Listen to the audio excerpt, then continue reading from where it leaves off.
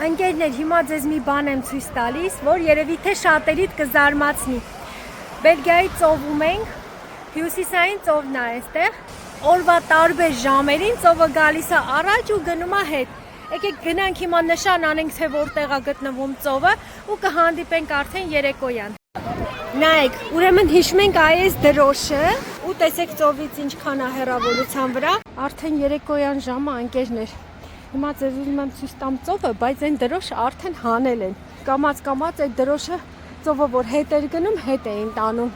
Հիմա արդեն հանել տարել են, բայց ես հեսա ձեզ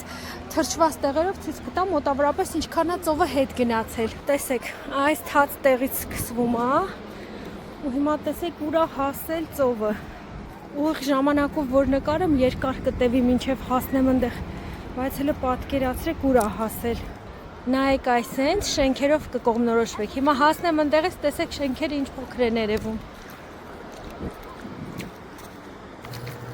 Էստա տեսեք, տեղ-տեղ ջուրը կա, տեղ-տեղ չոր է, հետ է գնացել։ Ահա։ Ես հասա, իմ սիրուն տեսարանա,